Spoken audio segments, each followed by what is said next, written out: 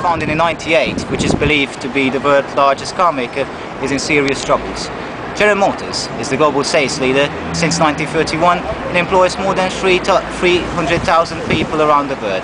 It manufactures in 32 countries and its products are sold in 200 countries. Rumors arose earlier this week that GM is not green enough, and indeed it is not. Its cars and trucks' CO2 output is too high compared to the models of Ford and Chrysler. This could change now that the company is waiting and negotiating with the authorities in favor of a governmental bailout, as the car maker has enough money for just a few weeks to maintain its regular degree of production. Obviously, Barack Obama will expect some environmental and energy conditions to be fulfilled before he is ready to make an offer. The interest of the government is, however, to keep the automobile industry alive, in particular GM, since the bankruptcy of the company would cost more than 2.5 million jobs in the first year amongst automakers and suppliers. So today's meeting of GM officials is addressing the environmental and energy challenges the company is facing, and we are looking for one official to make an interview before the meeting. And here we have the CEO of GM. Can you please tell us something about the meeting? An official statement will be made after the meeting. Thank you. Soon as the official statement has been made, I'll report back to you. Ben Saleh from London for GM7. Thank you. Colleagues, the subject of our meeting is our new energy strategy. As you all know, expectations are high, especially when it comes to environment. So if we take a look at our competitors, we can see that they are progressing better than we do. But let's first give a chance to Ms. Friedrich. She's going to tell us something about it. To start off with this burning issue, dear colleague, I would like to state the bad news that we are still counting to the biggest polluter out of the 8 major car makers. Although our company improved in the recent years, our performance still pushes us on the second place, according to the Union of Concerned Statistics Analysis. I don't know whether you are aware of the fact that in 2005 we've been the first on this list, and I am not just talking about the CO2 emission, I'm also talking about the miles per gallon, because the majority of our products is on 15 mpgs, which makes our car very unattractive in the eyes of the environment and energy issues concerned customers. But twisting to the lesser problem at the moment, which doesn't affect our finance directly, I feel myself forced to mention that our factories in New York State in St. Lawrence County has been placed on the EPA's Superfund National Priority List. As you might know, this list of national hazardous waste sites that APA has determined a pose of significant threat of human health.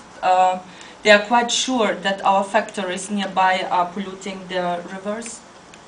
Thank you, Olga. That was really valuable. Excuse me. I think it's all very well about environment and all that. I don't know whether you understand how deep financial trouble we are in. Our production can hardly be on the same level as before.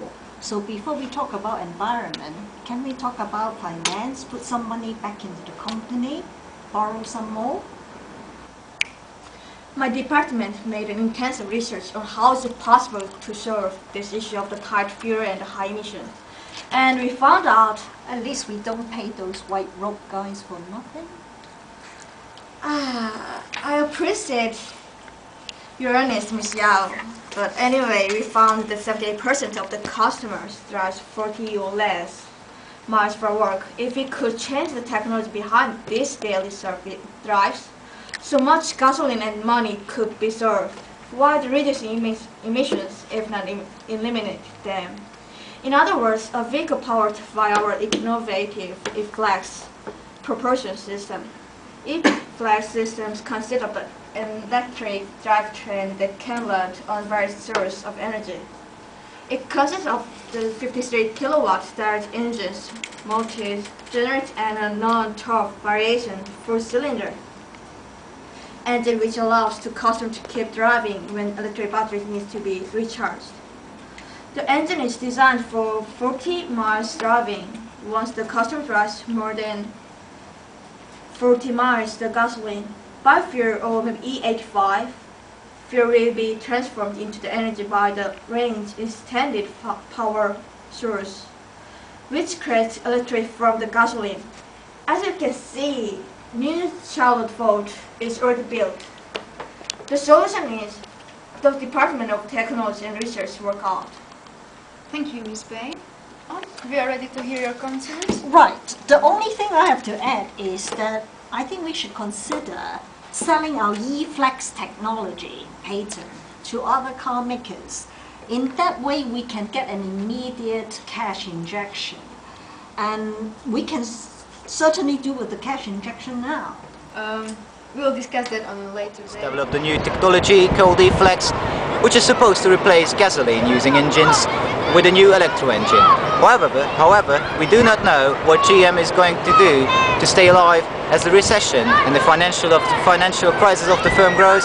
But there's one who is the most competent person to answer my questions, Nina Pesanova, CEO of GM. Ms. Pesanova, do you think that the global energy issue is the biggest one which the company is currently facing? Yes, certainly yes, and we try to address that by developing our E-Flex technology and implement it in the next generation of GM products. As the recession is growing, the world's energy sources are scarce. The question arises though, would it be likely that GM sells this technology to competitors or other companies? I mean, it saves the planet and it could save GM as well. What do you think about that? We seriously consider this as well, but I don't want to confirm nor do I want to deny this at this point. In these black days of GM, what do you think? Would it be possible that an organizational change or a change in the management model, do you think that's possible in the future? Well, yes, we as a company have decided that we are going to move towards the open system management style, which will allow us to increase the efficiency of crisis control. You know, we have to live with change because currently we are facing strong competition and high demand for energy-friendly green cars, which are low priced. In order to keep ourselves on the surface of raging ocean of the current financial crisis, GM decides to think creatively and develop those types of products. Thank you. Ben Salabes reporting from London for GM7. Thank you.